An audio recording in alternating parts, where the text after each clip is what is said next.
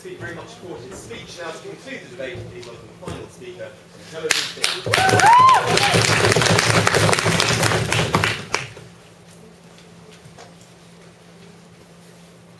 Ladies and gentlemen, the previous speaker is so wrong I just want to slap him. My parents have always lectured me when I did something wrong, and have so led me to the wimpy, sad life of a debater. And so I will prove to you in 3 points why he has been wrong, and the proposition has been wrong throughout this whole debate.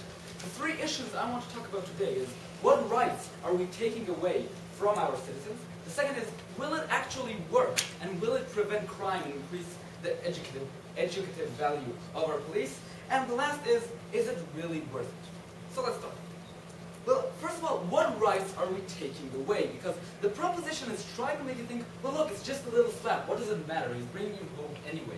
Well, no, ladies and gentlemen, there are some very serious rights and some very serious democratic values that we are giving up when we are accepting this proposition. The first is the right to a fair trial. We do not ever allow someone, for the purpose of punishment, to punish someone before we have proved he committed a crime. And no, the common sense of a policeman is not as good as a fair trial, no thank you, in court. Now they said, look, if they think there's been some kind of abuse, they could go to court and ask for it. No, ladies and gentlemen, we're talking about children.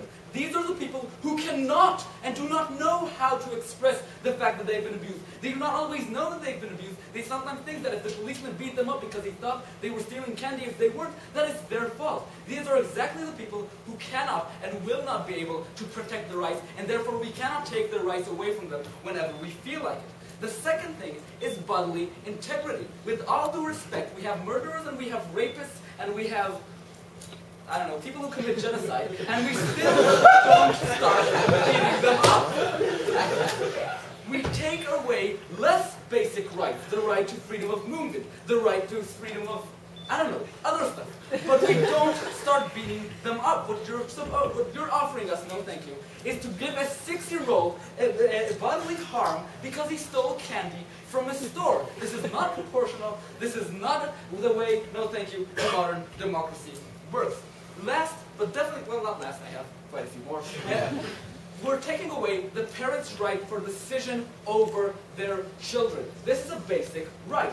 Parents, believe it or not, kind of know their children. They have some sort of idea of what their children respond to. The policeman doesn't know that. The policeman only knows that this child is in a store and he is stealing. The parents have educated this child in many ways. Some may have used violence, and maybe for those kids it kind of goes along with what their parents have taught them. Some have not used violence and have taught them that anyone who uses violence is evil. If you take a policeman, you are ruining the parents' ability to control the education of their child. It is their right because they choose how they want their child to be educated. They can choose if they want their child to be beaten up or not. And last but not least, because they really are better at it. Because they really know the child and they really know what kind of punishment he responds well to.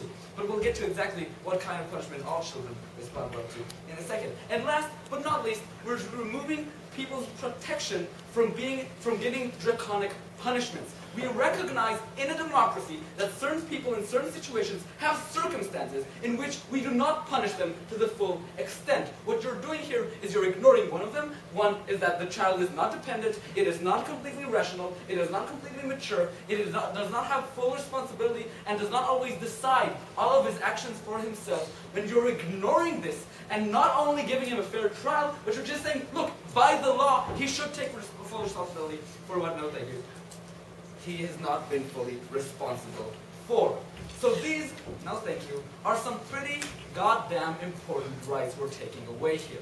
It better well work if we want this thing to be a good idea. So let's ask ourselves, will it actually work? Let's first take off the table some things that were completely irrelevant that the proposition has tried to confuse us with. First was the idea throughout the whole proposition of timing. When they get to 18, it's too late. Ladies and gentlemen, This is not what we're talking about here. They gave themselves an alternative of how you punish children when they're 6 or 18 or 16. You take them home and you shame them and you do all these kinds of things. The question is violence the answer, and not whether you want to punish them when they are 6 or when they are 18. Then they try to confuse with false alternatives. Oh, prison is really bad because there they will meet really bad criminals. Ladies and gentlemen, that is not an alternative. An alternative is what they told us of taking the child, making him face the consequences and the shame of his parents or his friends. No, thank you. And another alternative is juvenile institutions for juvenile criminals.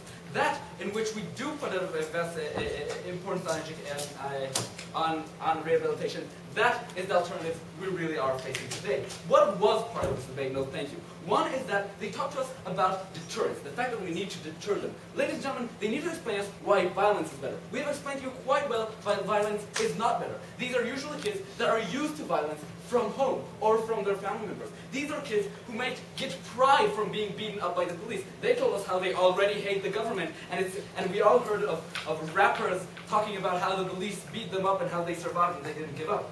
We know these are kids who lack attention from home, and this might be the only reason they have attention. They're trying to hit them is not necessarily the best way to try to deter them. Don't you agree? We now see that most of these children, when left unchecked, end up in criminality later on in life. How is that better, or even legitimate, than the small infringement? The question I am asking here is violence a better deterrent and a better punishment than others? Not whether we want to ignore it completely. Now, they've talked to us so much about linkage. We need chronological and temporal linkage.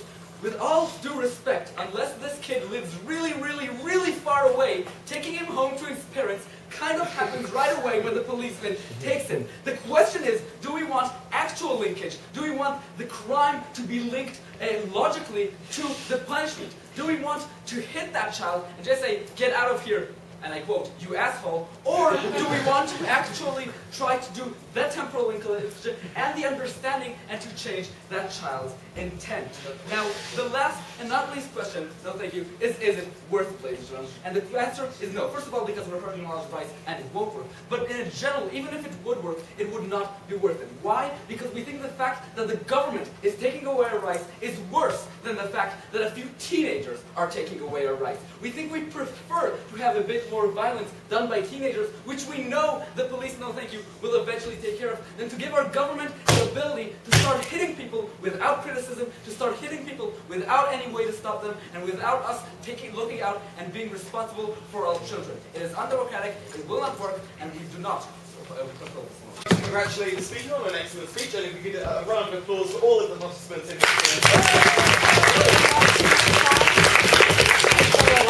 and if all participants and spectators could leave as quickly as possible.